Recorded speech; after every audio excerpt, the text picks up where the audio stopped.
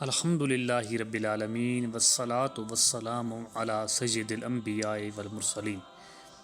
پیارے ناظرین، آج کا ہمارا موضوع ہے رمضان اور تقوی۔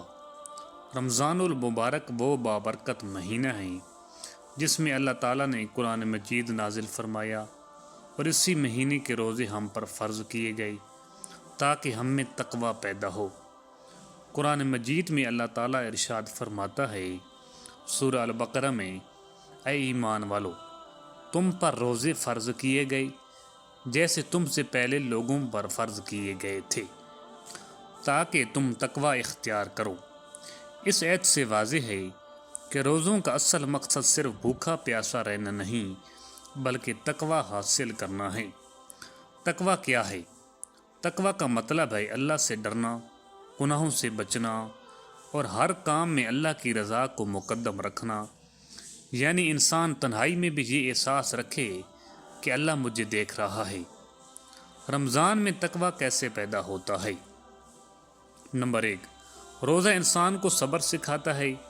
جب انسان بھوک اور پیاس برداشت کرتا ہے تو اسے صبر کی عادت پڑتی ہے، یہی صبر اسے گناہوں سے بچاتا ہے۔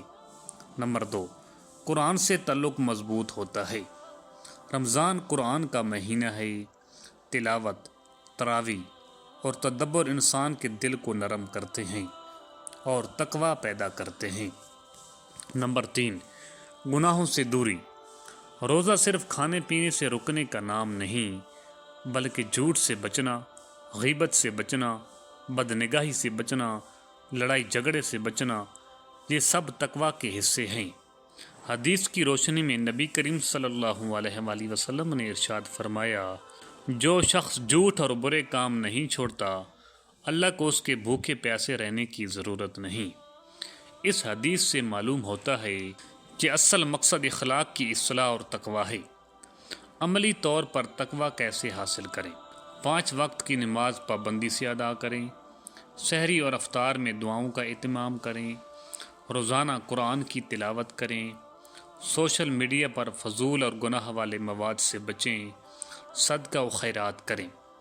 نتیجہ یہ ہے، رمضان ہمیں ایک مہینے کی تربیت دیتا ہے۔ اگر ہم نے اس مہینے میں تقوی سیکھ لیا تو پورا سال ہماری زندگی سنور سکتی ہے۔ اللہ تعالی ہمیں رمضان کی قدر کرنے اور حقیقی تقوی اختیار کرنے کی توفیق عطا فرمائے۔ آمین۔